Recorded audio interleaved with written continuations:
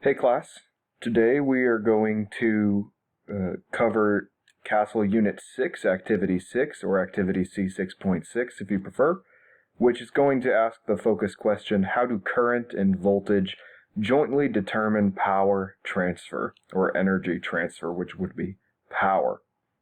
Now, if you remember yesterday, we looked at Unit 6, Activity 5, which looked at what variables affected power, and we found that both current and voltage determine the power or affect the power dissipated by a light bulb.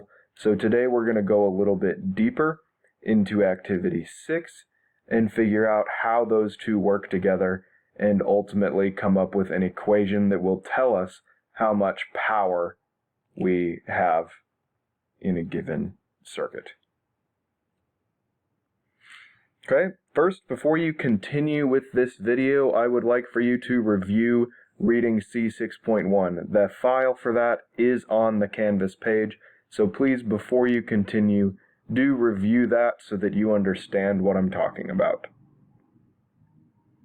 From that, we should recall that the flow rate through a unit bulb is 1 ampere. So if we have 1 unit bulb, the flow rate through it is 1 ampere when the voltage supplied by a unit cell, like these ones, is 1 volt. So if we have 1 volt across a unit bulb, then there will be 1 ampere flowing through it, which means that its resistance would be 1 ohm, and also that the power dissipated by that bulb is 1 watt. So if we were to look at, say, this circuit right here, where I have this imaginary gray box with a resistance of 2 ohms, I could ask you, how many unit bulbs do I have to put in series to get a circuit that has a resistance of 2 ohms? Well, we know that in series, the resistance just adds. So if I have 2 ohms, that must be equal to 2 unit bulbs there. So there are 2 unit bulbs in this circuit to give it a resistance of 2 ohms. And since they are in series, they're going to share or split the voltage from this battery, which of course is 2 volts. Since there are 2 unit cells there, the voltage here is 2 volts. The resistance here is 2 ohms. We can determine the flow rate through the box then just using Ohm's law, which says that V equals IR, or that I equals V over R, where I is the current. So in this case, if we're trying to find the current I, we know that our voltage for this battery is 2 volts. We know that our resistance for this circuit is 2 ohms. The current must be 2 over 2, or 1 amp through the battery here.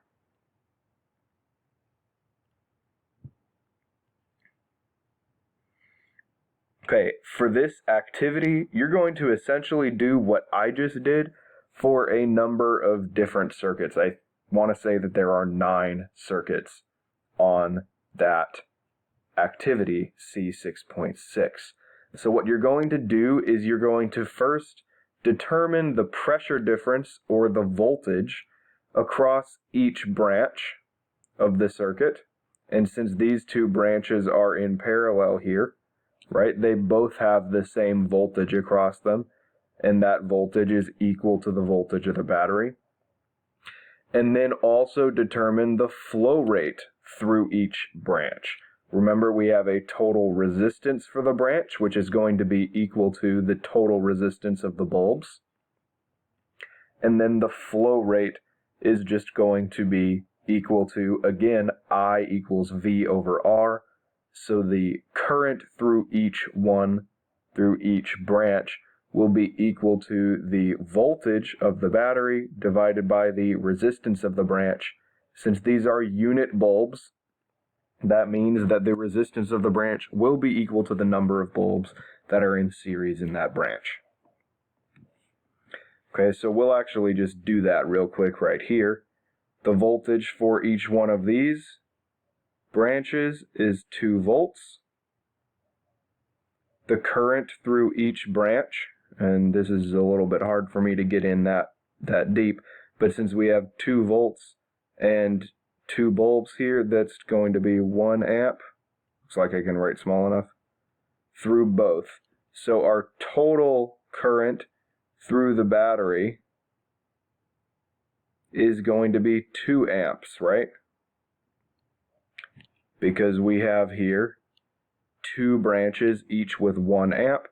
So they're going to add together to give us 2 total amps of current through the battery, like that.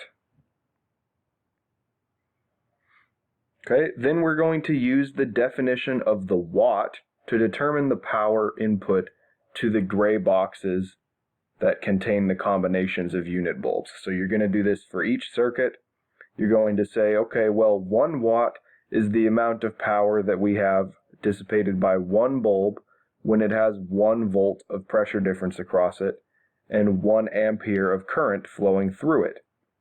Well, each of these bulbs here has 1 ampere going through it. Since there's 2 total volts across both of these bulbs, that means that there's going to be 1 volt across each bulb on its own. So that means that the power dissipated by each one of these 4 bulbs is 1 watt.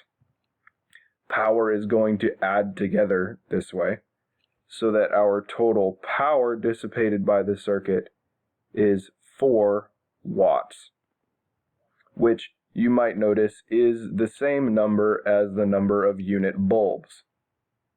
Okay, I'm not going to tell you that that will necessarily be the case for each circuit, but that's the case for each circuit. Okay. Just some quick notes. This activity is not hard. Okay, I'm asking you to do it on your own because I think that you can do it, because it is not hard. It's not difficult. Okay, we're working with the number 1 over and over again. So it's not hard, but it might be confusing. So if you feel like you are confused, please visit my office hours on Tuesday or Wednesday. They are from 1 until 3. I'm okay if you visit out of, the 2 to 3 time. If you want to come in a little bit earlier, or if you want to email me and ask if I can meet earlier or later than that, that's fine. You're going to use the pressure difference across the battery and the resistance for each branch in conjunction with Ohm's law to determine the flow rate through each box. Okay, so if you're confused about what I mean by that, you're going to do what I just did on the circuit on the last page. You'll add up the flow rates to find the overall flow rate through the battery, and then that'll be all that you do for the circuit. Okay, I want you to make sure you do write clear labels for each circuit. Make sure that you write the total power dissipated by the gray box, the total charge flow through the battery, and the total voltage of the battery. If you want to, you can also write the equivalent resistance of the circuit. That can be a good exercise for you. On this one here, since we have 2 amps going through the circuit and 2 volts, the equivalent resistance of this circuit here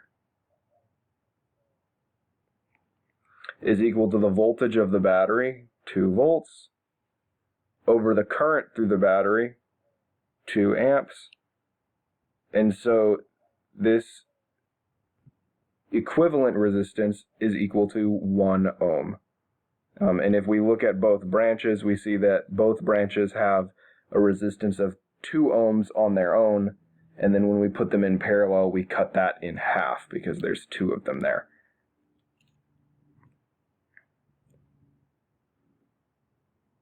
Okay, once you finish pages 1 through 3, do fill out the table that's on page 4.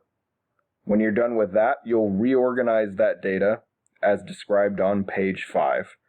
Again, this is not difficult, but you might be confused by the tables and the instructions, so please don't be afraid to ask for help. I'm not going to give you the answers in this video, and I probably won't give you the answers if you ask me for help either, but I will help to guide you. Finally, once you have all of that, you're going to graph the data and write a conclusion that answers the focus question. I want you to pause the video now until you are finished with the activity so that when we discuss it, you're actually checking your answers, not just being told the answers. I do want you to actually try to do this yourself. Okay, at this point, you should have sorted the data into 3 different sets twice, once by voltage, and you should notice that you have 3 circuits with 4 volts, 3 circuits with 3 volts, and 3 circuits with 2 volts. And then you should have done that again, sorting by current. Now you have 3 circuits with 4 amps, 3 amps, and 2 amps respectively. By graphing those 2 sets, you should get some graphs that look like this. You probably have just hand-drawn yours, and that's perfectly fine. Okay, so you should have some sets of graphs like this, where we see right here, right, we've got a nice line that shows that the voltage and the power are directly proportional. And this pink one here corresponds to 4 amps of current through that circuit. And with 4 amps of total current, we also see that the slope is 4 amps per volt. Or rather 4 watts per volt. 4 watts per volt. Or the same number as we see here.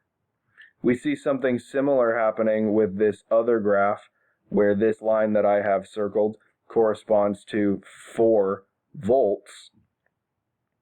And that shows that our current is also directly proportional to the power with a slope that's equal to the voltage. So just to reiterate all of that, those 2 graphs that we made show that the relationship between power and voltage is linear. And with that relationship, the slope of the line is equal to the current. So we could write an equation for that line that says that the power is equal to the current times the voltage. The graph of power versus current essentially shows the same thing, that the relationship between power and current is linear, but the slope of that line is equal to the voltage. So we can write essentially this same equation right here, that power is equal to voltage times current. So as a final conclusion, we could say that the rate of energy transfer, that is the power, is the product of the pressure difference across the bulbs, or the voltage, and the flow rate through the bulbs, or the current. That is, power equals current times voltage. Okay, I think that should be good for you guys. Please go ahead and submit it. Because of the nature of this activity being relatively long at 5 pages, you don't necessarily have to submit all 5 pages to prove to me that you did it. As long as you submit the last page and that's completed, you would have had to have completed the first part of the activity in order to do the last part. So you can just submit the last page, and that's okay by me. Okay, have a good day, guys.